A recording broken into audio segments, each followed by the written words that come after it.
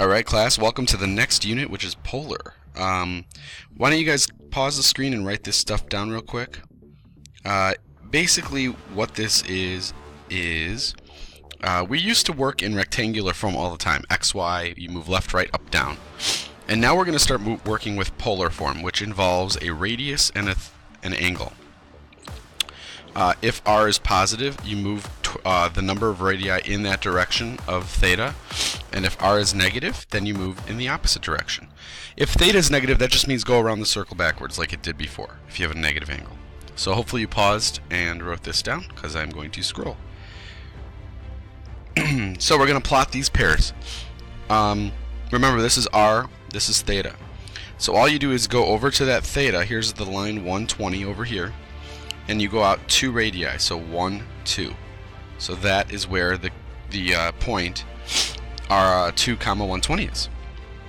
And that's all there is to it. Alright, the key is finding this angle. So negative pi over 3, you have to remember this is like negative 60 degrees. So if I go 60 degrees negatively for theta, that gets me down here. I'm just going to circle it. So I'm at this line. So now starting at the center, I go out 3 radii in the direction of that angle. And I put a dot. Alright, 7 pi over 6, negative 7 pi over 6. Well, pi over 6 is a 30 reference. It's a little bit more than 180, so it's 210. But it's in the negative direction. So if I go 210 in the negative direction, that's negative 180 plus another negative 30. We're going to be at this line here. Now here's where the negative radii comes in. Because the radius is negative, I don't actually move in the direction of this angle that I found. Normally I'd put the dot here. I'm just going to put a little dashed thing at 2.5. However, because it's a negative radius, it's saying, nope, I'm repelling against that angle. I'm going to go in the other direction. So my dot actually ends up there. So that's the only thing that's weird about polar, is if you have a negative r, you have to go backwards across the away from the angle that you're trying to go towards normally. And that's how you plot polar. Alright? Why do we use polar? Well, we use polar because sometimes it's just easier to plot points, and things are more circular in nature sometimes than rectangular.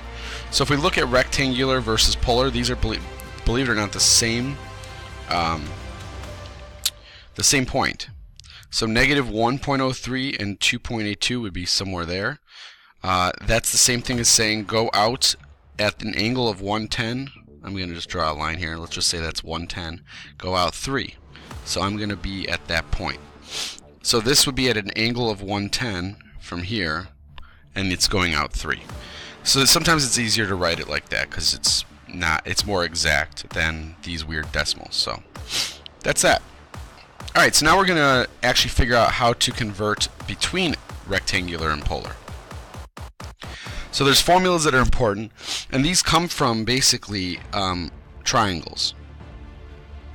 Because r is actually the hypotenuse of the triangle when we're given x and y.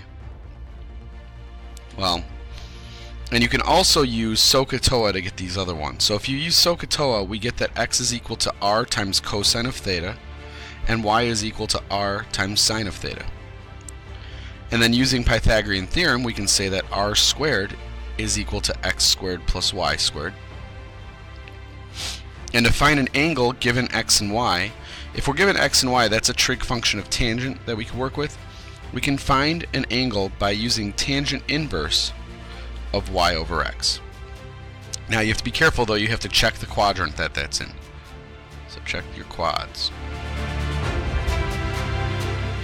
Alright? Or just check the quad, I guess. Yeah, so those are the formulas. So we're going to use these first two today. And we're going to just go from polar to rectangular.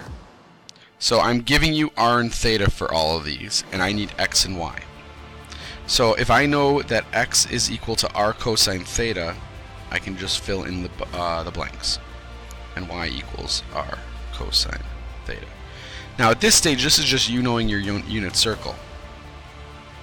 Pi over 3 is the same thing as a 60. The x for that is 1/2. And if the x is 1/2, oh, I messed up here. This should be sine for y. 3 sine of pi over 3 is root 3 over 2. So we would say the rectangular point for this polar point is 3 root 3 over 2 for y and 3 halves for x. And that's the new xy coordinate. So that's my x and my y. If r and theta are these, let's do it again. I get x equals negative 5 cosine of 5 pi over 4, not negative 5 pi over 4. And y is equal to negative 5 sine of 5 pi over 4. Hopefully you guys remember that your 5 pi over 4s are root 2 over 2 or a 45 reference. But 5 pi over 4 is in quadrant 3. And cosine and sine are both a negative there. So we get negative 5, negative root 2 over 2. And I get negative 5, negative root 2 over 2. So my final point would be positive 5 root 2 over 2 and 5 root 2 over 2. So now this final point, xy, is in quadrant 1. They're both positive. And you should see the correlation here. 5 pi over 4 is in the third quadrant. So we would, if we were graphing in polar, we would go to 5 pi over 4. However, it's a negative radius. So once we're at 5 pi over 4, we'd actually repel away from that into the first quadrant, and that's why these two are in the first quadrant. That's why the point is in the first quadrant. Alright, let's do 2 more. Now sometimes when you have an angle that's one of the 4 like axes, you don't even really need to do the formula. For example, I'm going to plot this. If my angle is 180 but my r is negative 2, the point repels over to here. And if you guys just count, that is just 2 in the x direction and nothing in the y direction. So the point in the xy should be 2, 0.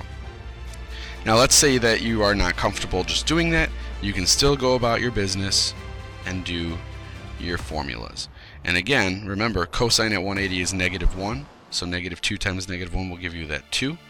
And when you do the sine formula, sine of 180 is 0, and that's how you get 0. Alright, so now this one here, you have to use a calculator because we don't know 3.8 radians.